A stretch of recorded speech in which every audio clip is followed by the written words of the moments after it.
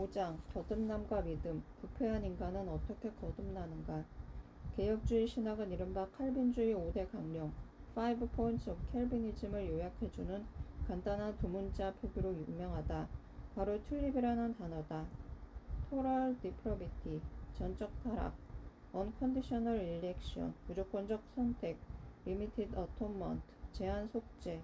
Irresistible grace, 불가항력적 은혜. Perseverance of the saints, 성도의 견인. 이 두 문자 표기 덕분에 많은 사람이 개혁주의 신학의 특징을 쉽게 기억할 수 있었다. 그러나 불행히도 이것은 많은 오해와 혼란을 불러일으키기도 했다. 두 문자 표기가 지닌 문제는 어떤 사상을 표현하는데 가장 적절한 어휘가 항상 두 문자 표기 문제와 일치하지는 않는다는 것이다. 두 문자 표기는 기억을 도와주는 데 의미가 있을 뿐이다. 튤립에서 내가 처음 느낀 문제는 바로 첫 글자, 전적 타락에 있다. 이 용어는 매우 잘못되었다. 전적 타락은 종종 완전, 타락이라는 개념과 혼동된다. 개혁주의 신학에서 전적 타락이란 우리 인간성 전체가 타락했다는 사상을 가리킨다. 즉 우리에게는 어떤 방식으로든 타락에 영향을 끼치지 않는 부분이 하나도 없다는 것이다. 죄는 우리의 의지, 마음, 정신, 몸에 영향을 끼쳤다. 아담이 범죄하지 않았다면 그가 중년에 이르렀을 때 다초점 안경을 쓰지 않아도 되었을 것이다. 사실 중년이라는 어휘조차 아담에게는 무의미했을 것이다. 범죄하지 않았다면 죽지 않았을 것이기 때문이다. 영원토록 살 수 있다면 중년이 어디 있겠는가. 또한 전적 타락은 죄가 우리 존재의 중심까지 이르렀다는 사실을 강조한다. 죄란 지엽적인 것이 아니다. 완벽한 인간에게 어떤 작은 흠이 생긴 정도가 아니다. 죄는 그것이 우리 삶의 뿌리에 이르렀다는 뜻에서 근본적인 것이다. 전적 타락은 완전 타락이 아니다. 완전 타락은 우리가 더 이상 타락할 수 없을 정도로 악하다는 뜻이다. 우리는 이것이 사실이 아님을 알고 있다. 아무리 큰 죄를 지었을지라도 우리는 우리가 범한 죄보다 더 악한 죄를 생각할 수 있다. 아돌프 히틀러도 자기 어머니는 죽이지 않았다. 전적 타락이라는 말은 종종 완전 타락과 혼동되므로 그보다는 인간의 근본적 부패, radical corruption라고 표현하고 싶다.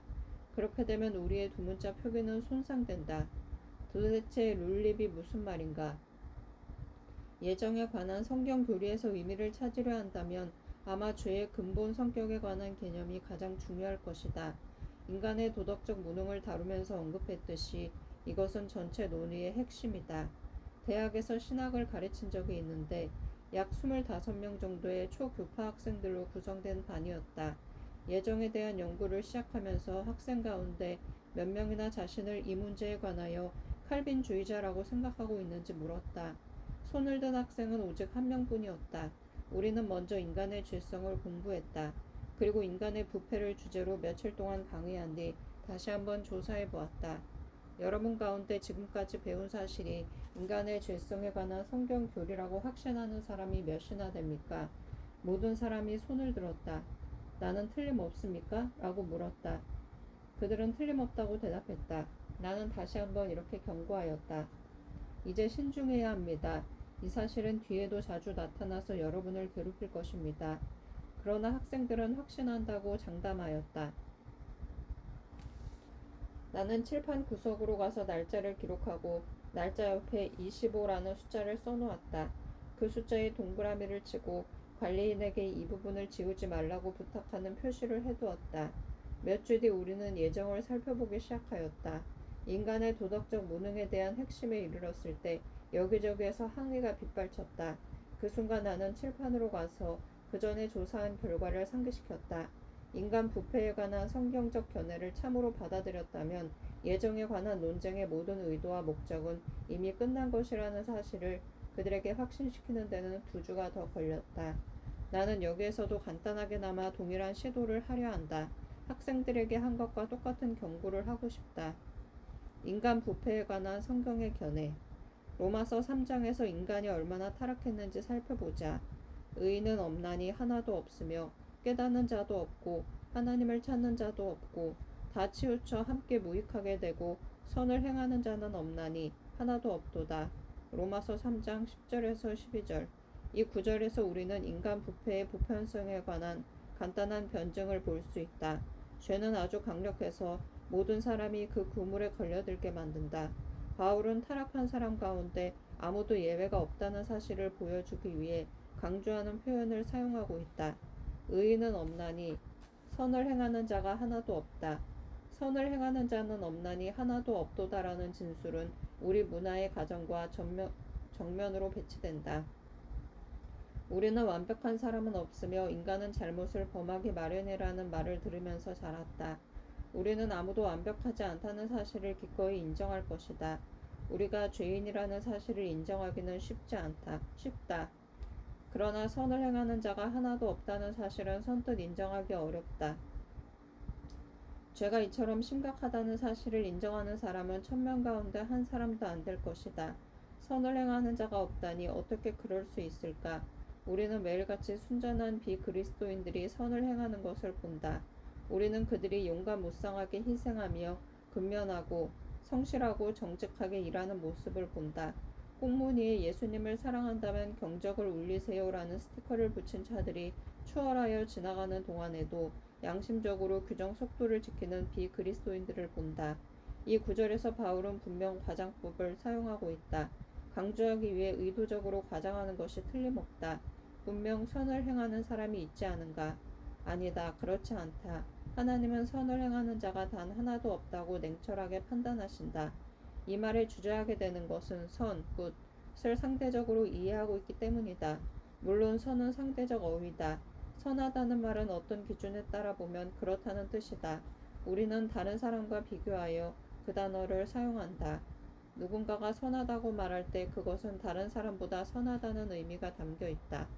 그러나 선에 대한 궁극적 기준, 곧 우리 모두가 판단받아야 할 기준은 하나님의 법이다. 그 법은 하나님이 아니지만 하나님에게서 온 것으로 하나님 자신의 완전한 성품을 반영한다. 이러한 기준에 비추어 볼 때 아무도 선하지 못하다는 것이다. 성경의 범주에서 선행은 두 가지로 나뉜다. 첫째는 하나님의 법에 대한 외적 복종이다. 가령 하나님이 도둑질을 금지하셨다면 훔치지 않는 것이 선하다는 뜻이다. 진실을 말하는 것이 선한 일이고 공과 금을 납기안에 납부하는 것이 선한 일이며 가난한 사람들을 도와주는 것이 선한 일이다. 외적으로는 이러한 미덕이 날마다 실천되고 있다. 이러한 사실들을 보며 우리는 실제로 인간이 선한 일을 행하고 있다고 성급하게 결론짓는다. 우리를 괴롭히는 것은 둘째 부분이다. 어떤 행위를 선하다고 선언하기 전에 하나님은 법에 대한 피상적이고 외적인 복종뿐 아니라 동기까지도 고려하신다. 우리는 단지 외적 현상만 보지만 하나님은 중심을 파악하신다.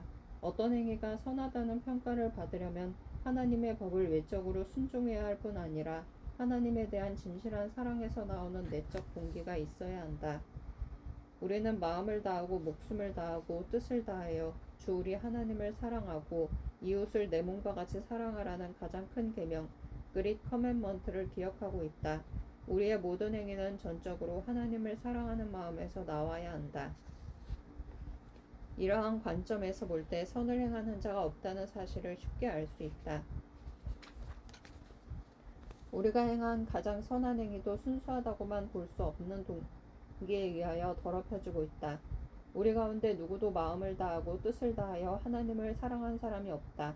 우리의 모든 행위에는 육체적인 것들이 조금씩이라도 섞여 있어서 완전하다고 말할 수 없다.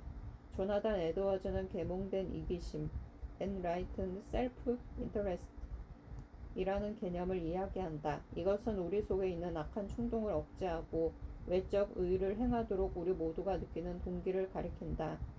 범죄가 타산에 맞지 않는 때와 장소가 있다. 비행으로 얻을 수 있는 이익보다 처벌받을 위험성이 훨씬 클 때 우리는 비행을 삼가려 할 것이다. 한편 우리는 덕행으로 사람들에게 박수를 받을 수도 있다. 선한 행위를 한다면 동료들에게 존경을 받거나 선생님에게 칭찬받을 것이다. 에티오피아의 기근을 구제하는 데 쓸 특별한 음반을 만들기 위해 함께 모여 연주한 예술가들에게 온 세계는 박수갈채를 보냈다. 율리아 사업은 한데 어울리지 않는다는 냉소적인 말이 있지만 박수갈채가 무대에 서는 사람들의 경력을 흠집내지는 않을 것이다. 뿐만 아니라 우리 대부분은 사업에 있어서 윤리가 우리의 명성을 높여준다는 사실을 배웠다. 나는 에티오피아를 도우려는 가수들의 행동이 오로지 개인적으로 박수를 받거나 명성을 얻기 위한 행위일 뿐이라고 생각할 만큼 냉소적이지 않다. 분명 그 행동에는 굶어 죽어가는 사람들에 대한 관심과 동정이라는 강력한 동기가 있었다. 그러나 한편으로 그 동기들이 자기 이익을 완전히 배제한 것이라고 생각할 만큼 순진하지도 않다. 동정이 이기주의보다 훨씬 크게 작용했을지는 모르지만 그 안에는 아무리 사소하더라도 일말의 이기심이 반드시 섞여 있는 법이다. 우리는 속으로는 늘 자기 이익을 생각한다. 이러한 사실을 부정하는가? 그러한 부정 자체도 부분적으로는 이기심의 동기에서 나온 것이라고 나는 생각한다. 우리는 이러한 주장을 부인하고 싶어 한다. 때로는 오직 의무감에서 마음속 깊이 행해야겠다는 억누를 수 없는 생각을 느낀다. 우리는 자신을 참으로 이타적이라고 생각하고 싶은 것이다. 동기가 때로는 이타적으로 기울 수도 있지만 완전하게 그쪽에만 머물지는 않는다. 하나님은 눈가림을 인정하시지 않는다. 완전을 요구하신다. 그러나 아무도 그러한 수준까지 실천하지 못한다. 우리는 하나님이 명하신 것들을 행하지 못한다. 결코 그러지 못한다. 사도 바울이 가장되게 말한 것이 아니다. 그의 판단은 정확하다. 선을 행하는 자가 없으며 하나도 없다. 예수님도 부자 청년과 나눈 대화에서 이 견해를 뒷받침하셨다. 하나님 한 분 외에는 선한 이가 없느니라. 누가복음 18장 19절. 이 단원 못지않게 골치 아픈 문제가 있다.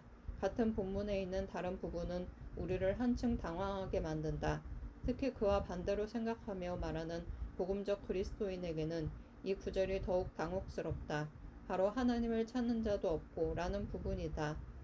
우리 자신이 아무개는 그리스도인이 아니지만 하나님을 찾고 있다라는 말을 몇 번이나 했으며 그리스도인들에게서 이러한 말을 몇 번이나 들어보았는가. 그리스도인들이 흔히 하는 이 말은 하나님을 찾는 사람이 도처에 많이 있다는 생각을 보여준다. 그들의 문제는 단지 지금까지 하나님을 발견할 수 없었다는 것이다. 하나님은 숨바꼭질을 하고 계신다. 그분은 붙잡기 어려운 분이다. 에덴 동산에서 죄가 이 세상에 들어왔을 때 숨은 쪽은 누구인가? 예수님은 잃어버린 자들을 찾아 구원하시려고 이 세상에 오셨다. 숨은 쪽은 예수님이 아니다. 하나님은 도망자가 아니시다. 도망하는 쪽은 우리다. 성경에 따르면 악에는 쫓아오는 자가 없어도 도망한다. 루터가 말했듯이 이교도들은 잎사귀가 부스럭거리는 소리에도 벌벌 떤다. 성경이 한결같이 가르치는 것은 타락한 인간은 하나님에게서 도망한다는 사실이다. 하나님을 찾는 자가 하나도 없다. 이처럼 성경은 명백하게 반대로 가르치고 있는데도 일부 그리스도인들이 하나님을 찾고 있지만 아직 발견하지 못한 사람들을 알고 있다고 주장하는 이유는 무엇인가? 이 의문은 토마스 아퀴나스가 해명해준다. 아퀴나스는 비슷하지만 전혀 다른 인간의 두 가지 행동을 우리가 혼동하고 있다고 말한다. 마음의 평안, 죄책으로부터의 위안, 삶에 대한 의미와 목적, 사랑이 넘치는 영접 등을 필사적으로 추구하는 사람들이 있다. 우리는 이러한 것들이 궁극적으로 오직 하나님 안에서만 발견될 수 있다는 사실을 알고 있다. 그러므로 우리는 사람들이 이러한 사실들을 추구하고 있기 때문에 그들이 틀림없이 하나님을 찾고 있다는 결론을 내리는 것이다. 사람들은 하나님을 찾지 않는다. 그들은 오직 하나님만이 주실 수 있는 복을 추구할 뿐이다. 타락한 인간의 죄는 이렇다. 즉 하나님께 속한 복을 찾으면서 동시에 하나님에게서 도망하고 있는 것이다. 우리는 본질적으로 도망자들이다. 성경은 하나님을 찾으라고 거듭 말하고 있다. 구약은 너희는 여호와를 만날 만할 때에 찾으라. 가까이 계실 때에 그를 부르라. 이사야 55장 6절 고 말한다. 예수님은 구하라. 그리하면 너희에게 주실 것이요. 찾으라. 그리하면 찾아낼 것이요. 문을 두드리라. 그리하면 너희에게 열릴 것이니. 마태복음 7장 7절 라고 말씀하셨다. 이러한 구절에서 우리가 끌어내는 결론은 우리는 타락한 상태에 있지만 하나님을 찾으라는 부르심을 받았기 때문에 우리에게는 틀림없이 하나님을 찾을 수 있는 도덕적 능력이 있다는 것이다. 그러나 이 구절들에서 가리키는 사람들은 누구인가? 구약의 경우에서는 여호와를 찾도록 부르심받은 이스라엘 백성이다. 신약에서는 그 나라를 구하도록 부르심받은 신자들이다. 많은 전도자가 요한계시록에 있는 말씀을 인용한다. 볼지어다 내가 문 밖에 서서 두드리노니 누구든지 내 음성을 듣고 문을 열면 내가 그에게로 들어가 그와 더불어 먹고 그는 나와 더불어 먹으리라. 요한계시록 3장 20절. 보통 전도자들은 이 구절을 회개하지 않는 자들에 대한 호소로 적용한다. 예수님이 지금 여러분의 마음 문을 두드리고 계십니다. 여러분이 그 문을 열면 예수님이 들어가실 것입니다. 그러나 이 말씀은 교회를 향하여 하신 말씀이다. 전도에 대한 호소가 아니다. 그래서 어떻다는 말인가? 요컨대 하나님을 찾는 일은 비그리스도인들이 자신의 힘으로는 하지 못한다는 것이다. 비그리스도인들은 하나님을 찾지 않을 것이다. 문을 두드리지도 않을 것이다. 찾는 것은 신자들이 할 일이다. 에드워즈는 하나님 나라를 추구하는 것은 그리스도인 생활의 주된 임무다라고 말했다. 추구하는 것은 신앙의 결과이지 원인이 아니다. 그리스도께로 회심할 때 우리는 회심을 표현하기 위해 발견, discovery이라는 말을 사용한다. 우리는 그리스도를 발견했다고 말한다. 자동차 뒤에 나는 찾았네, I found it 라고 쓰여 있는 것을 종종 본다. 이러한 표현은 참으로 사실이다. 그러나 역설적이게도 일단 그리스도를 발견하면 그것은 추구의 끝이 아니라 시작이다. 보통 찾던 길을 발견했다는 것은 추구가 끝났다는 뜻이다. 그러나 그리스도를 찾았을 때는 추구가 시작된다. 그리스도인의 삶은 회심에서 시작되는 것이지 회심이 시작되는 곳에서 끝나는 것이 아니다. 그것은 성장하는 것이다. 즉 믿음에서 믿음으로, 은혜에서 은혜로, 생명에서 생명으로 자라가는 것이다.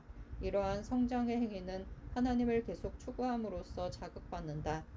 로마서 3장에는 간단하게 살펴보아야 할 통찰이 하나 더 있다. 사도 바울은 하나님을 찾는 자가 없다고 선언할 뿐 아니라 다 치우쳐 함께 무익하게 되었다고 덧붙인다. 우리는 이 구절에서 바울이 타락한 인간, 생리적인 인간, 회심하지 않은 인간을 말하고 있다는 사실을 기억해야 한다. 무익하게 되었다는 바울의 말은 무슨 의미인가? 예수님은 일찍이 무익한 종들에 대해 말씀하셨다.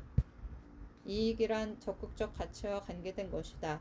육신으로 행하는 회심하지 못한 사람은 영원한 가치가 있는 것을 아무것도 성취하지 못한다. 육신으로 온 세상을 얻을지는 몰라도 자기에게 가장 귀중한 것, 곧 그의 영혼은 상실한다. 사람이 가질 수 있는 가장 가치 있는 것은 그리스도다. 그리스도는 아주 가치 있는 진주다. 그리스도를 소유하는 것은 가장 큰 유익을 얻는 것이다. 그러나 영적으로 죽은 사람은 자신의 육신을 통해 그리스도의 유익을 얻을 수 없다. 그들은 눈앞에 하나님을 두려워함이 없다고 묘사되어 있다. 로마서 3장 18절. 불의하고 선을 행하지 못하며 하나님을 결코 찾지 않고 다 치우쳐 함께 무익하게 되며 눈앞에 하나님을 두려워함이 없는 자들은 그 마음을 결코 그리스도께 기울이지 못한다. 영적 죽음에서 살아나다.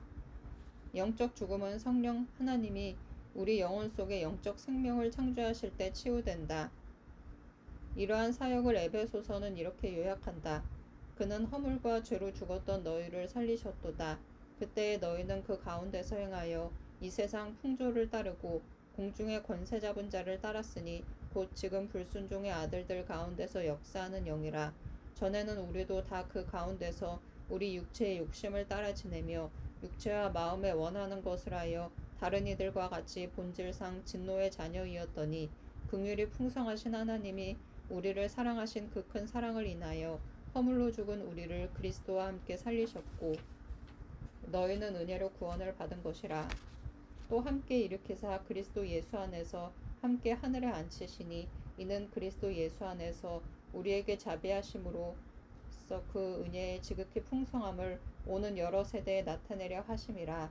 너희는 그 은혜에 의하여 믿음으로 말미암아 구원을 받았으니 이것은 너희에게서 난 것이 아니요 하나님의 선물이라. 행위에서 난 것이 아니니 이는 누구든지 자랑하지 못하게 함이라. 우리는 그가 만드신 바라 그리스도 예수 안에서 선한 일을 위하여 지으심을 받은 자니 이 일은 하나님이 전에 예비하사 우리로 그 가운데서 행하게 하려 하심이니라. 에베소서 2장 1절에서 10절. 이 본문에서 우리는 예정에 관한 아주 탁월한 구절을 발견한다. 여기에서 바울이 하나님의 은혜의 풍성함을 매우 강조하고 있다는 사실에 유의하라. 우리는 이러한 은혜를 결코 가려서는 안 된다. 이 구절은 성령께서 우리 안에 창조하신 생명의 새로움을 찬양하고 있다.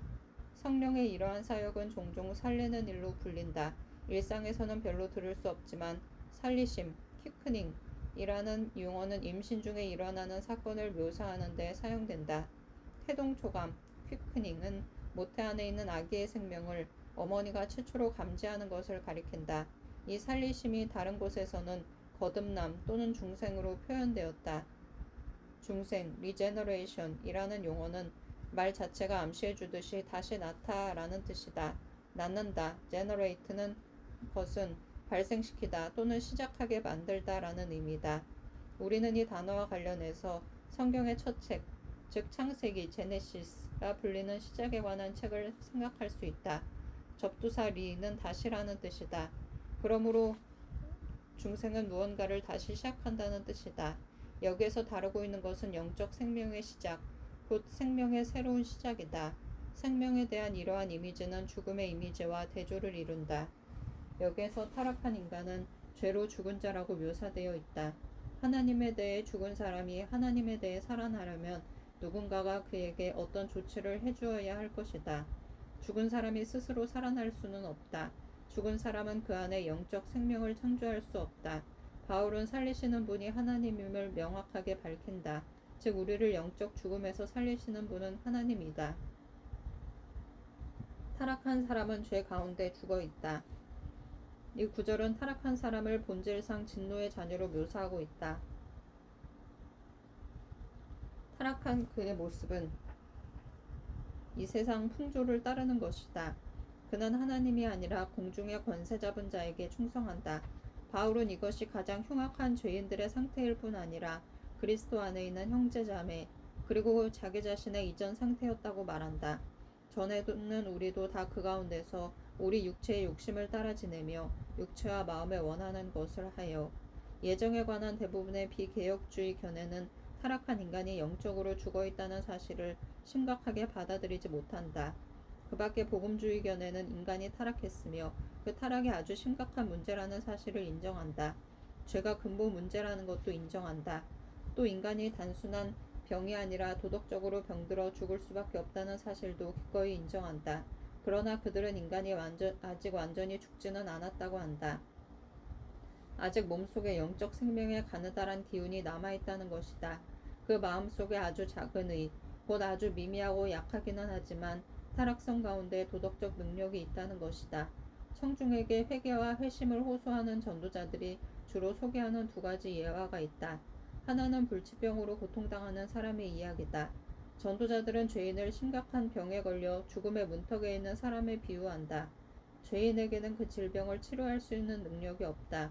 그는 완전히 마비된 상태로 임종할 자리에 누워 있다. 하나님이 치료약을 주시지 않는다면 회복할 수 없을 것이다. 그는 완전히 힘이 빠진 상태여서 팔을 뻗어 그 약을 받을 수조차 없다. 거의 혼수 상태다. 하나님은 약을 주셔야 할 뿐 아니라 숟가락에 그 약을 담아 죽어가는 그의 입술에 대주어야 한다. 하나님이 이 모든 일을 해주시지 않으면 그 사람은 틀림없이 죽을 것이다. 그러나 하나님이 필요한 일의 99%를 하실지라도 그 사람에게 아직 1%의 할 일이 남아있다.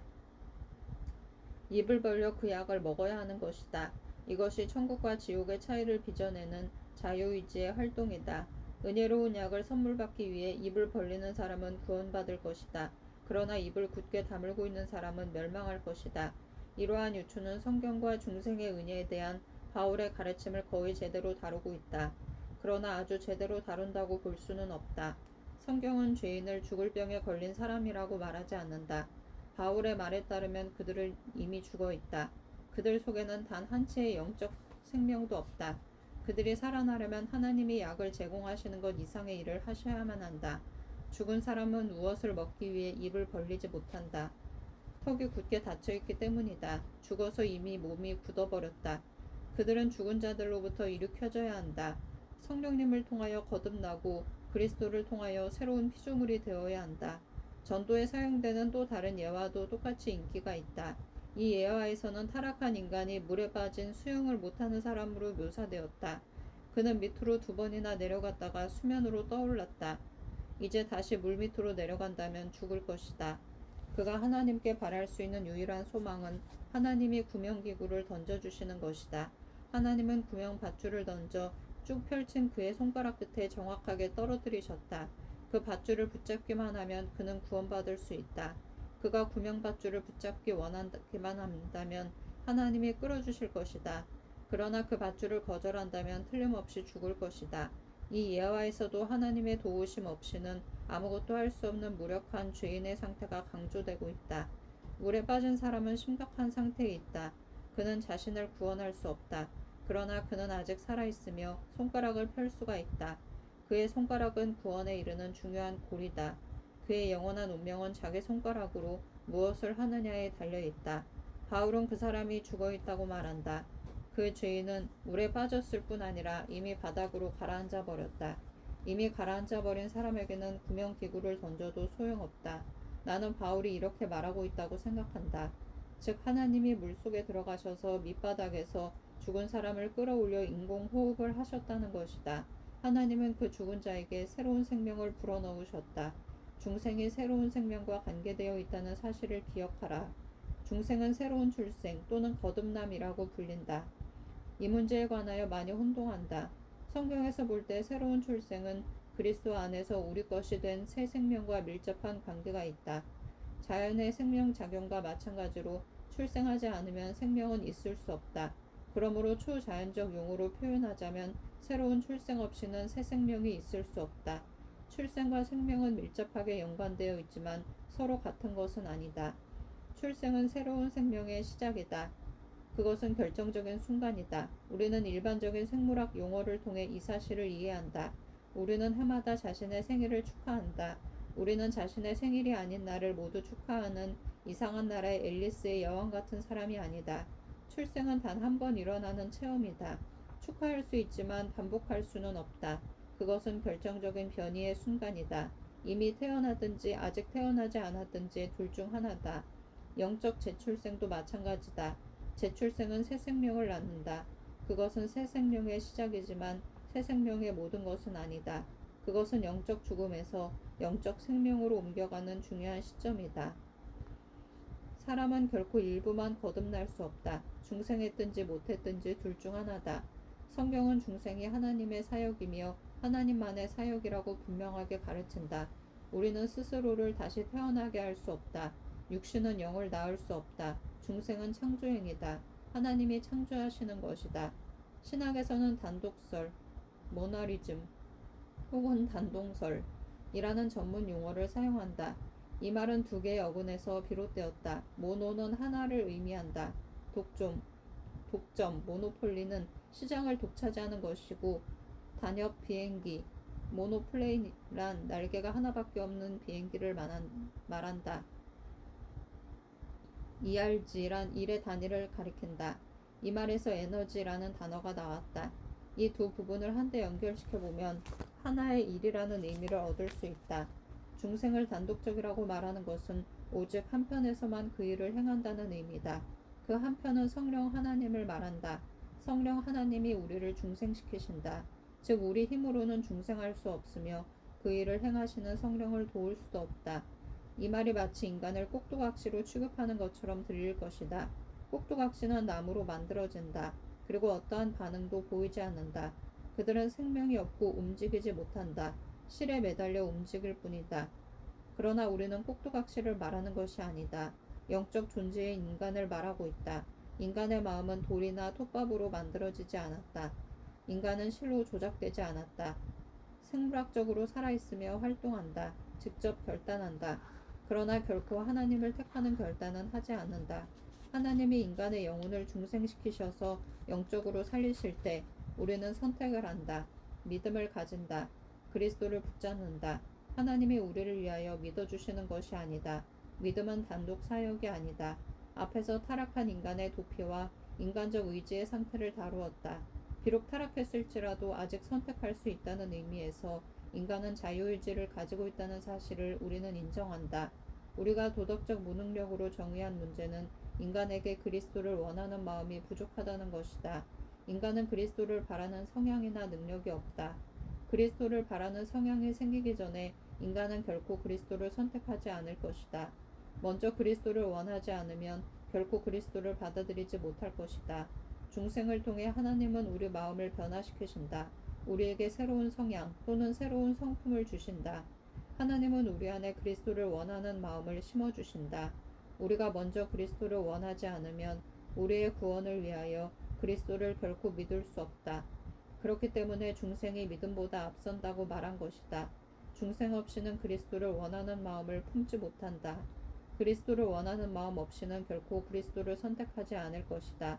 그러므로 누구든지 믿거나 믿을 수 있기 전에 먼저 하나님이 그 마음의 성향을 변화시켜 주셔야 한다. 하나님이 우리를 중생시키시는 것은 은혜의 행위다. 그러나 긍휼이 풍성하신 하나님이 우리를 사랑하신 그 큰 사랑을 인하여 허물로 죽은 우리를 그리스도와 함께 살리셨고 에베소서 2장 4절에서 5절 내 책상 위에는 한때 내가 섬기던 교회에 어떤 부인이 내게 선물한 자수 글자판이 있다. 그 글자판에는 그러나 라고만 쓰여 있다.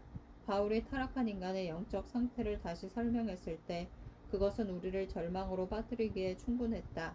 마침내 바울은 우리로 하여금 안도의 숨을 내쉬게 하는 신기한 단어를 말한다. 바로 그러나다. 그것 없이는 우리는 멸망할 수밖에 없을 것이다. 그러나 라는 말은 복음의 진수를 담고 있다. 바울은 그러나 긍휼이 풍성하신 하나님이 라고 말한다. 개역개정에는 그러나가 없음.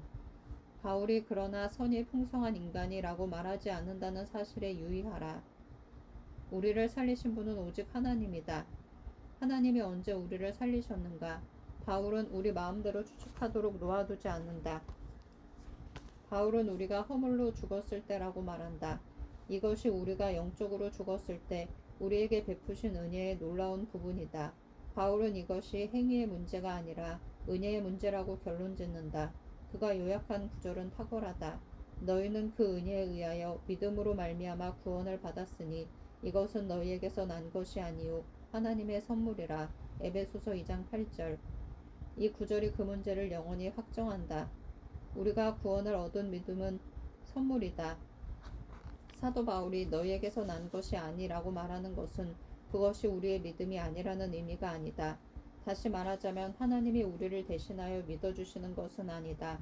그것은 우리 자신의 믿음이지만 우리에게서 비롯된 믿음이 아니라는 말이다. 그 믿음은 우리에게 주어진 것이다. 그 선물은 우리가 당연히 받을 만하거나 얻을 자격이 있어서 주어진 것이 아니다. 순수한 은혜의 선물이다. 개신교의 종교개혁 기간에 유명해진 세 가지 표어가 있다. 라틴어 솔라 피데, 솔라 그라티아, 솔리데오 글로리아이다.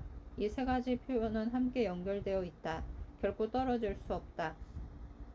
이 표현들은 차례로 오직 믿음으로 by faith alone, 오직 은혜로 by grace alone, 오직 하나님의 영광을 위하여 to God alone the glory 라는 뜻이다. 불가항력적 은혜. 대부분의 그리스도인은 중생케 하시는 하나님의 사역이 은혜의 사역이라는 데 동의한다. 우리를 분열시키는 문제는 그 은혜가 불가항력적인가 아닌가다. 사람이 중생의 은혜를 받고도 믿음에 이르지 않을 수 있는가? 칼빈주의자는 강력하게 아니다 라고 대답한다. 그러나 이것은 하나님의 구원하시는 은혜가 말 그대로 저항할 수 없는 것이라고 믿기 때문이 아니다. 여기에서 우리는 두 문자 표기 튤립의 문제에 다시 봉착한다. 우리는 이미 튤립을 룰립으로 바꾸었다. 이제 좀 더 바꾸려고 한다. 이제 그것을 룰랩이라고 부를 것이다. 불가항력적 은혜, irresistible grace라는 용어는 잘못되었다. 모든 칼빈주의자는 인간이 하나님의 은혜를 거부하고 있으며 또 거부할 수 있다고 믿는다. 문제는 중생의 은혜가 그 목적을 이루지 못할 수도 있는가다. 영적으로 죽은 사람도 생물학적으로는 아직 살아있다는 사실을 기억하라. 그들에게는 여전히 하나님을 싫어하는 의지가 있다. 그들은 있는 힘을 다해 은혜를 거부한다. 이스라엘의 역사는 번번이 하나님의 은혜를 거절하는 역사, 마음이 완악하고 목이 곧은 백성의 역사였다. 우리가 거절하고 있고 또 거절할 수 있다는 의미에서 하나님의 은혜는 저항할 수 있다. 그러나 그 목적을 이룬다는 의미에서 보면 저항할 수 없는 은혜다. 그 은혜는 하나님이 원하시는 결과를 가져온다. 그러므로 나는 그것을 유효한 은혜, effectual grace라 부르겠다. 우리는 지금 중생의 은혜를 다루고 있다.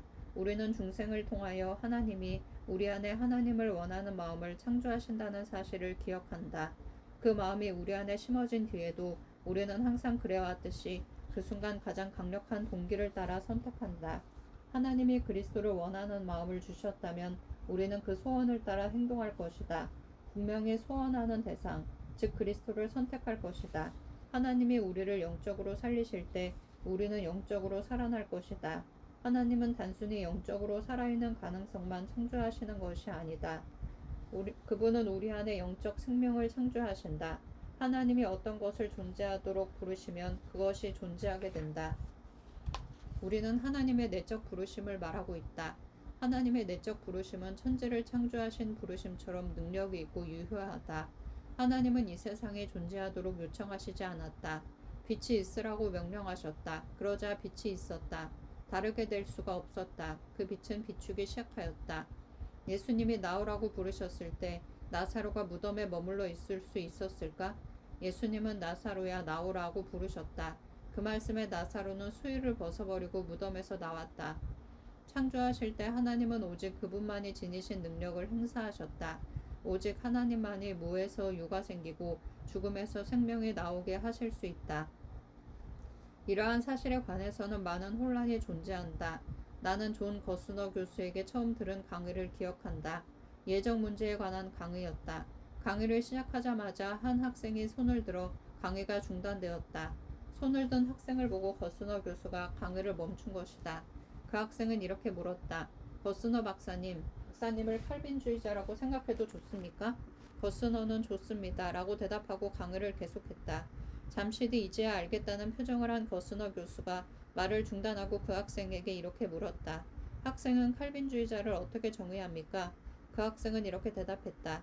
칼빈주의자는 하나님이 일부 사람들에게서는 그리스도를 선택하도록 강요하시는 반면 다른 사람들에게는 그리스도를 선택하지 못하도록 막으신다고 믿는 사람들입니다. 거스너 교수는 질겁했다. 칼빈주의자를 그렇게 정의한다면 나는 칼빈주의자가 아니라고 확신해도 좋습니다. 불가항력적 은혜에 대해 이 학생과 같이 생각하는 잘못된 개념은 널리 퍼져 있다. 언젠가 어느 장로의 신학대학 학장이 이렇게 말하는 것을 들었다. 나는 칼빈주의자가 아닙니다. 하나님이 하나님 나라에 들어가기를 필사적으로 원하는 사람들은 제외시키시고 원하지도 않은 사람들은 그들의 의지와 달리 걷어차고 소리치시면서 그 나라로 이끄신다고는 믿지 않기 때문입니다. 이 말에 나는 깜짝 놀랐다. 장로의 신학대학 학장이 자기가 속한 교회의 신학을 이렇게까지 엉뚱하게 오해할 수 있으리라고는 생각하지 못했기 때문이다. 그가 생각하는 칼빈주의는 진짜 칼빈주의와 매우 동떨어진 것이었다.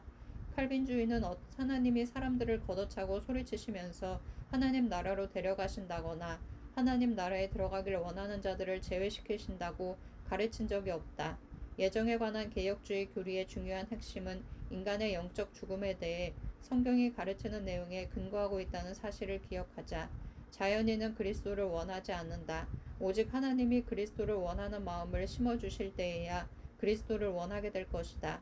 일단 그리스도를 원하는 마음이 심어지면 그리스도 앞에 나오는 자들은 그들의 의지에 반하여 걷어채이거나 소리를 지르면서 오지 않는다. 오고 싶기 때문에 오는 것이다. 이제 그들은 그리스도를 원한다. 구원자를 향하여 달려든다. 불가항력적 은혜의 핵심은 중생으로 말미암아 영적 생명이 살아나서 이제 거부할 수 없는 흠모의 대상으로 예수님을 보게 되는 것이다. 하나님의 일들에 대하여 산 자들에게 예수님은 거부할 수 없는 대상이다. 하나님의 생명으로 그 심장이 박동하는 영혼마다 그 속에는 살아계신 그리스도를 향하는 갈망을 가진다. 아버지께서 그리스도에게 주신 자는 모두 그리스도께 나아온다. 요한복음 6장 37절. 유효한 은혜라는 용어는 혼란을 피하는데 약간 도움이 될 것이다. 유효한 은혜는 하나님이 원하시는 결과를 가져오는 은혜다. 이러한 견해는 중생에 대한 비개혁주의의 다른 견해들과 어떻게 다른가? 다른 견해들 가운데 가장 인기 있는 것은 선행적 은혜라는 개념에 근거하고 있다. 선행적 은혜. 이 명칭이 암시하듯이 선행적 은혜란 어떤 사실보다 앞에 오는 은혜를 말한다.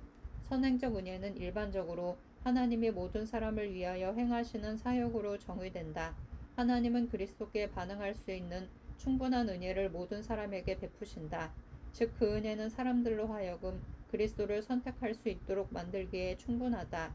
이러한 은혜에 동의하고 협력하는 자들이 택한 자들이다. 그리고 협력하기를 거부하는 자들은 멸망할 것이다. 이 견해의 강점은 타락한 인간의 영적 상태가 아주 심각해서 그를 구원하시는 하나님의 은혜가 반드시 필요하다는 사실을 인식한다는 것이다. 그러나 이 견해는 두 가지 약점이 있다. 이 선행적 은혜가 인간에게 단지 외적인 것뿐이라면 치료약과 구명기구의 유추와 똑같이 실패할 것이다. 영적으로 죽어있는 피조물에게 유효한 은혜가 외적으로만 제공된다면 무슨 소용이 있겠는가? 한편 유효한 은혜가 하나님이 타락한 인간의 마음속에서 행하시는 어떤 일을 가리킨다면 왜 그것이 항상 효과를 나타내는 것은 아닌지 물어야 한다. 일부 타락한 피조물이 그 유효적 은혜에 협력하기를 선택하는 반면 다른 피조물은 협력하기를 선택하지 않는 이유는 무엇인가? 누구나 똑같은 분량의 유효적 은혜를 받지 않았다는 말인가?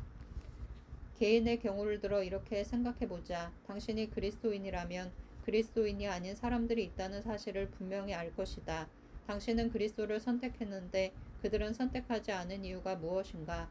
당신은 선행적 은혜에 예라고 응답한 반면 그들은 아니오라고 응답한 이유가 무엇인가?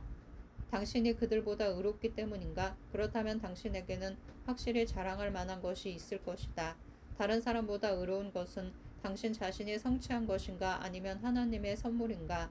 그 의가 당신이 성취한 것이라면 결국 당신의 구원은 당신 자신의 의에 달려있는 것이다. 또 그 의가 선물이라면 왜 하나님은 모든 사람에게 똑같은 선물을 주시지 않는가? 아마 당신이 다른 사람보다 의롭기 때문은 아닐 것이다.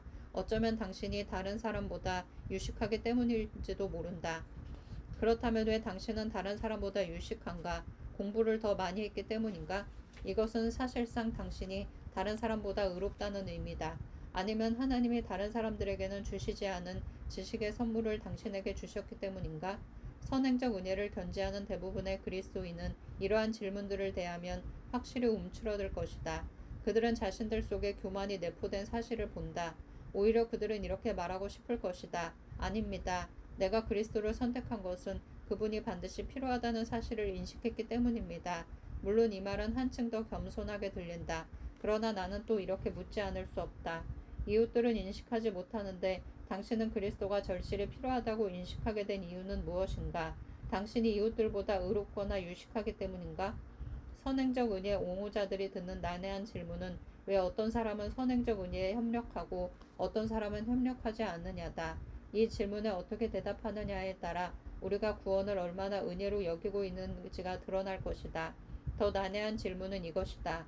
성경은 선행적 은혜의 교리를 가르치는가? 그렇다면 어느 구절인가? 우리는 우리의 구원이 주님으로 말미암는다는 결론에 이른다. 우리를 거듭나게 하시는 분은 주님이다.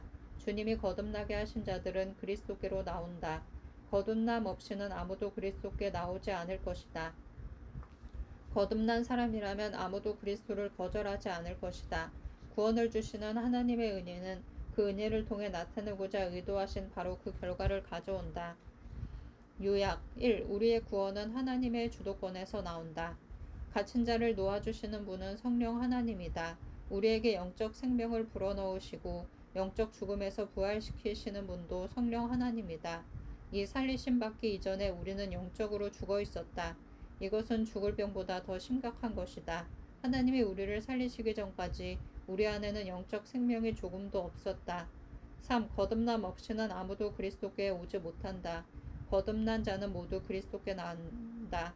하나님의 일들에 대하여 죽어있는 자들은 하나님이 살리시지 않으면 언제까지나 하나님의 일들에 대하여 죽어있는 상태로 남아있을 것이다. 하나님이 살리신 자들은 살아난다. 구원은 주님으로 말미암는다.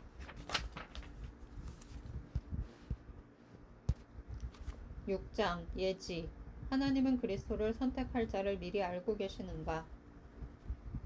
예정에 관한 개혁주의의 견해를 거부하는 대부분의 그리스도인은 종종 예정에 대하여 이른바 예지적 견해, 선견, 앞선 지식을 받아들인다. 간단히 말해서 예지적 견해는 영원전부터 하나님이 우리가 어떻게 살 것인지를 아셨다는 것이다. 하나님은 우리가 그리스도를 받아들일지 아니면 거절할지를 미리 알고 계셨다는 것이다. 하나님은 우리가 선택하기도 전에 우리의 자유로운 선택을 알고 계셨다. 따라서 우리의 영원한 운명에 대한 하나님의 선택은 우리가 선택할 것을 알고 계시는 하나님의 지식에 근거하여 이루어진 것이다. 하나님이 우리를 선택하신 것은 하나님을 선택하려는 사실을 미리 아셨기 때문이다. 그러므로 선택받은 자들이란 자유롭게 그리스도를 선택할 것을 하나님이 아신 자들이다. 이러한 사고방식은 하나님의 영원한 작정이나 인간의 자유로운 선택은 전혀 건드리지 않는다. 이 견해에는 하나님의 결정에 자의적 요소가 없다. 또 우리가 자유의지를 침해당한다거나 꼭두각시일 뿐이라는 말도 없다. 하나님은 명백히 어떤 잘못된 행위에서도 벗어나 계신다. 궁극적으로 우리를 심판할 기초는 그리스도를 배척하느냐 받아들이느냐 하는 우리 결정에 달려있는 셈이다. 예정에 관한 이 견해에는 긍정적인 면이 많다. 앞서 언급한 내용들은 상당히 만족스러울 뿐 아니라 장점들도 가지고 있다. 또한 성경에서 근거로 삼을 만한 구절을 적어도 하나는 가지고 있는 것처럼 보인다. 다시 한번 바울이 쓴 로마서에 주목해보자. 하나님이 미리 아신 자들을 또한 그 아들의 형상을 본받게 하기 위하여 미리 정하셨으니 이는 그로 많은 형제 중에서 맏아들이 되게 하려 하심이니라. 또 미리 정하신 그들을 또한 부르시고 부르신 그들을 또한 의롭다 하시고 의롭다 하신 그들을 또한 영화롭게 하셨느니라. 로마서 8장 29절 30절. 잘 알려져 있는 로마서의 이 구절은 구원의 황금사슬 골든 체인 오브 셀베이션이라 불린다. 여기에서 우리는 하나님의 예지에서 시작하여 신자의 영화까지 이르는 일종의 순서를 발견한다. 예지적 견해에서 볼 때 이 구절에서 하나님의 예지가 예정보다 앞서 있다는 사실은 매우 중요하다. 나는 예정에 관한 예지적 견해에 매우 감사한다. 나도 개혁주의의 견해에 굴복하기 전에는 예지적 견해를 가지고 있었다. 그러나 몇 가지 이유 때문에 그 견해를 버렸다. 예지적 견해가 예정에 대한 성경 교리를 올바로 설명하지 않았기 때문이 아니라 성경 교리를 부인하고 있다고 확신했기 때문이다. 이 견해는 이 문제에 관한 하나님의 모든 뜻을 포함하지 못하고 있다. 아마 예지적 견해의 가장 큰 약점은 가장 강력한 근거로 인용된 이 구절일 것이다. 자세히 분석해보면 이 로마서 구절은 예지적 견해에 심각한 문제가 된다. 한편 예지적 견해를 뒷받침하기 위하여 이 구절에 호소하는 사람들은 이 구절에서 거의 찾아낼 것이 없다. 즉 이 구절은 예지 옹호자들이 가르치려는 것들을 가르치고 있지 않을 뿐 아니라 오히려 그들이 가르치려는 것보다 더 많은 내용을 가르치고 있다. 어떻게 그럴 수 있는가? 첫째, 이 구절이 가르치려는 내용은 하나님의 예정이 하나님의 예지에 의해 결정된다는 결론이 아니다. 바울은 하나님께서 사람들이 선택할 것을 미리 아신 그 지식에 근거하여 선택하신다고 말하지 않는다. 이 구절은 그러한 사상을 언급하지도 암시하지도 않는다. 이 구절에서 선언하는 사실은 하나님이 미리 아신 자들을 예정하셨다는 것뿐이다. 아무도 이 내용에서 하나님이 예지를 가지셨다고 주장할 수 없다. 물론 하나님은 전혀 모르는 사람들을 선택하실 수 없다. 하나님은 야곱을 선택하시기 위해 먼저 야곱에 대해 대강 알고 계셔야 했을 것이다. 그러나 이 구절은 야곱의 선택을 근거로 하나님이 야곱을 택하셨다고 가르치지 않는다. 공평하게 말하자면 적어도 로마서 8장에 나오는 예정의 순서는 예지적 견해와 양립한다. 문제가 되는 것은 이 구절 나머지 부분이다. 이 구절에 나타난 사건들의 순서에 유의하라. 예지, 예정, 부르심, 칭의, 영화의 순서다. 이때 중요한 문제는 부르심과 칭의의 관계다. 바울이 부르심이라는 말을 통해 의미하는 바는 무엇인가? 신약 성경은 하나님의 부르심을 한 가지 방법 이상으로 설명한다. 신학에서는 하나님의 외적 부르심과 내적 부르심을 구별한다. 우리는 복음 전파를 통하여 하나님의 외적 부르심을 발견한다. 복음이 전파될 때 그것을 듣는 사람마다 부르심을 받거나 그리스도 앞으로 초청된다. 그러나 모든 사람이 긍정적으로 반응하는 것은 아니다. 외적 부르심을 들은 모든 사람이 그리스도인이 되는 것은 아니다. 들을 수 없는 귓가에 복음이 떨어지는 경우도 있다. 이제 복음의 외적 부르심에 믿음으로 반응한 사람들만이 의롭게 된다는 사실을 알게 되었다. 칭의는 믿음으로 말미암는다. 그러나 복음의 외적 전파를 들은 사람들이 모두 믿음으로 반응하는 것은 아니다. 따라서 우리는 외적 부르심을 받은 모든 사람이 의롭게 되는 것은 아니라는 결론에 이르게 된다. 그러나 바울은 로마서에서 하나님이 부르시고 부르신 그들을 의롭게 하셨다고 말한다. 이제 우리는 성경이 분명히 하나님이 부르신 자를 모두 의롭게 하신다고 밝히고 있지 않다는 사실을 인정한다. 우리는 지금 모두라는 표현을 덧붙였다. 아마도 우리에게는 예지적 견해 옹호자들처럼 이 구절에 있지도 않은 말을 덧붙이는 죄를 저지른 것일지도 모른다. 우리가 여기에서 모두라는 말을 덧붙이는 것은 이 구절이 암시하고 있는 내용 때문이다. 우리는 하나의 추론을 하고 있다. 이것은 정당한 추론인가? 나는 그렇다고 생각한다. 바울이 부르심받은 모든 사람이 의롭게 된다는 사실을 의미하지 않는다면 그 유일한 대안은 부르심받은 자들 가운데 일부가 의롭게 된다는 말이 될 것이다. 여기에서 모두라는 말 대신 일부라는 말을 덧붙이면 우리는 그 말을 황금사슬 전부에 덧붙여야 할 것이다. 그러면 앞서 인용한 구절은 이렇게 될 것이다. 하나님이 미리 아신 자들 가운데 일부를 또한 정하시고 그 정하신 자들 가운데 일부를 또한 부르시고 그 부르신 자들 가운데 일부를 또한 의롭게 하시고 그 의롭다 하신 자들 가운데 일부를 또한 영화롭게 하셨느니라. 이렇게 읽으면 신학적 괴물, 즉 악몽만 남을 뿐이다. 예정받은 사람들 가운데 일부만 복음을 들을 것이며 의롭다 하심을 받은 자들 가운데 일부만 구원을 받을 것이라는 의미가 될 것이다. 이러한 개념은 성경 나머지 부분에서 이 문제에 관해 가르치는 사실과 상충된다. 그런데도 예지적 견해는 일부라는 표현을 덧붙여 더 큰 문제를 일으킨다. 외적 부르심에 어떻게 반응할지 미리 아시는 예지에 근거하여 하나님이 예정하셨다면 어떻게 예정된 자들 가운데 오직 일부만 부르심을 받을 수가 있겠는가? 예정된 자들 가운데 일부만 부르심을 받을 수 있다면 부르심을 받지도 않은 사람들을 하나님이 예정하셔야 한다는 말이 된다. 예정받은 자들 가운데 일부가 부르심을 받지도 않고 예정받았다는 것은 하나님이 자신의 부르심에 반응할 것을 미리 아신 지식에 근거하여 예정하신 것이 아니라는 말이 된다. 그들은 받지도 않은 부르심에 결코 반응을 보일 수 없을 것이다. 부르심에 응답하지 않을 것을 하나님이 예지하실 수는 없을 것이다. 부르심에 응답하지 않을 것을 이런 식으로 따져나가면 다음과 같은 결론에 이르게 된다. 즉 바울은 결코 일부라는 말을 내포하지 않았다는 사실이다. 오히려 황금사슬은 필연적으로 모두라는 말을 함축하고 있다. 복습해보자. 황금사슬의 일부라는 말을 덧붙인다면 그 결과는 예정에 관한 예지적 견해에 치명적일 것이다. 하나님으로 하여금 부르시지도 않은 자들을 예정하도록 만들기 때문이다. 예지적 견해는 하나님의 예정이 복음의 부르심에 적극적으로 반응하는 사람들을 아시는 하나님의 예지에 근거한다고 가르치기 때문에 일부 사람들이 부르심 없이도 예정되었다면 그 견해는 명백히 잘못된 것이 될 것이다. 모두라는 말을 덧붙여도 역시 예지적 견해의 치명적 결과를 가져다 줄 것이다. 이 난제는 칭의에 대한 부르심의 관계에 집중된다. 부르심을 입은 모든 사람이 의롭게 된다면 그 구절은 두 가지 사실 가운데 하나를 의미할 것이다. 1. 복음을 들은 모든 사람은 의롭게 된다. 2. 하나님의 내적 부르심을 받은 자들은 모두 의롭게 된다. 첫 번째 주장을 대답으로 취한다면 복음을 들은 적이 있는 각 사람은 모두 구원받기로 예정되어 있다는 결론에 도달한다. 물론 예정에 관한 예지적 견해를 견지하는 거의 대부분의 사람들은 복음을 들은 사람마다 구원받는 것은 아니라고 말한다. 일부 만인 구원론자들은 복음을 들었든 안 들었든 모든 사람이 구원받을 것이라고 믿는다. 그러나 복음주의자들 사이에 벌어지는 주된 예정 논쟁은 만인 구원론에 관한 문제가 아니다. 예정에 관해 개혁주의 견해를 옹호하는 쪽이든 예지적 견해를 옹호하는 쪽이든 만인이 구원받는 것은 아니라는 사실에 동의한다.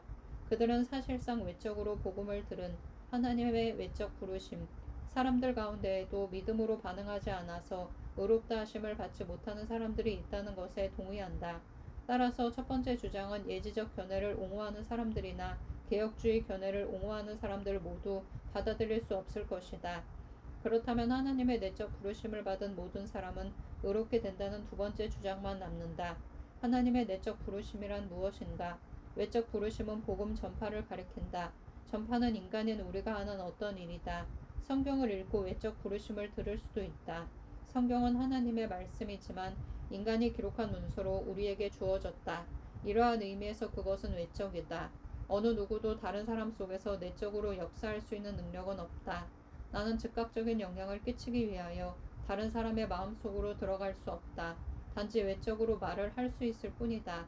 그 말들이 마음속에 파고들 수 있을지는 모르나 내 능력으로 그렇게 만들 수는 없다. 오직 하나님만이 내적으로 사람을 부르실 수 있다. 오직 하나님만이 믿음의 적극적인 반응을 일으키기 위하여 인간의 마음 깊은 곳에서 즉시 역사하실 수 있다.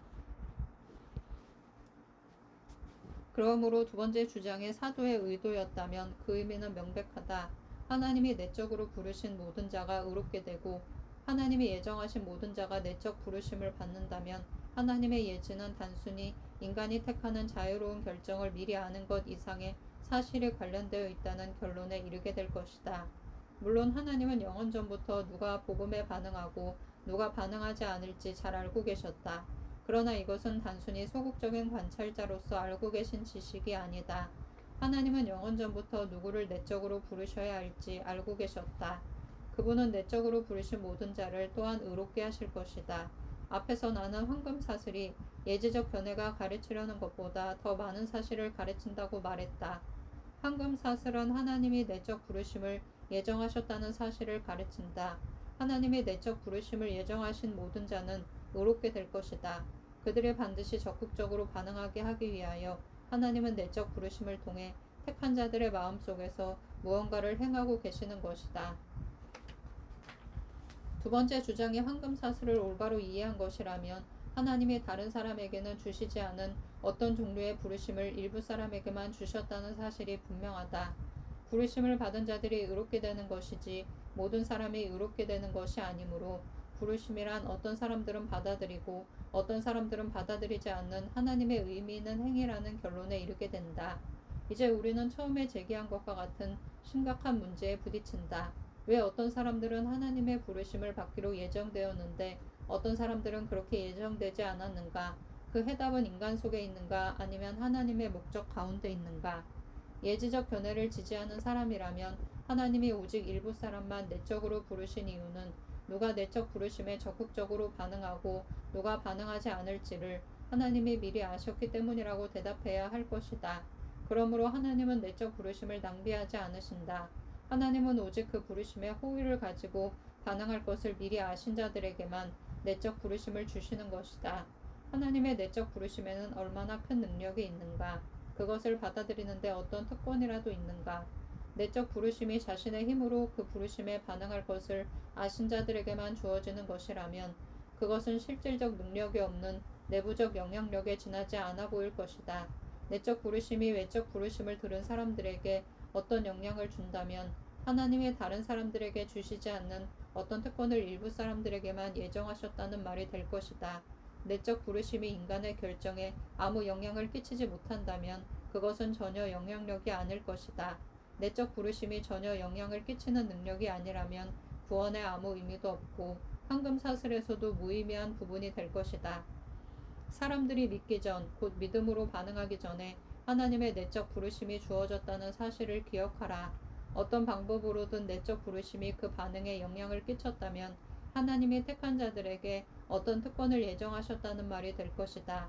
내적 부르심이 인간의 결정에 영향을 끼치지 않는다면 그것은 무슨 역할을 하는가? 이 딜레마는 예지적 견해에서는 결코 달랠 수 없는 큰 고통이 될 것이다. 예정에 관한 개혁주의의 견해.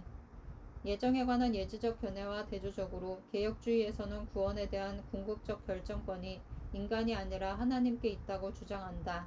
개혁주의는 영원 전부터 하나님이 일부 사람들의 삶에 개입하셔서 그들을 구원에 이르는 믿음으로 인도하기로 하셨으며 다른 사람들에게는 그렇게 하지 않기로 하셨다고 가르친다. 하나님은 인간의 행위를 미리 내다보시지 않고도 영원 전부터 어떤 사람들은 선택하기로 하시고 어떤 사람들은 유기하기로 작정하셨다. 개인의 궁극적 운명은 태어나기도 전에 인간의 선택에 전혀 근거하지 않고 하나님에 의해 결정되었다. 물론 인간은 자유롭게 선택할 수 있다. 그러나 그 선택은 먼저 하나님이 택한 자들로 하여금 올바른 선택을 하도록 영향을 끼치기로 하셨기 때문에 가능하다. 하나님이 선택하시는 근거는 인간 안에 있는 것이 아니라 오직 하나님의 기쁘신 뜻 가운데 있다. 예정에 관한 개혁주의의 견해에서는 하나님의 선택이 인간의 선택보다 앞선다. 우리가 하나님을 선택한 것은 오직 그분이 우리를 먼저 선택하셨기 때문이다. 개혁주의의 견해에 따르면 하나님의 예정이나 내적 부르심 없이는 아무도 그리스도를 선택할 수 없었을 것이다. 이것은 그토록 많은 그리스도인을 괴롭히는 예정에 관한 하나의 견해다. 그리고 인간의 자유의지와 하나님의 공정함에 심각한 질문들을 일으키는 견해다. 그토록 많은 분노를 일으키고 숙명론과 결정론에 도전하게 만드는 견해이기도 하다. 예정에 관한 개혁주의의 견해는 황금 사슬을 다음과 같이 이해한다. 즉 영원전부터 하나님은 자신이 택하신 자들을 미리 아셨다는 것이다.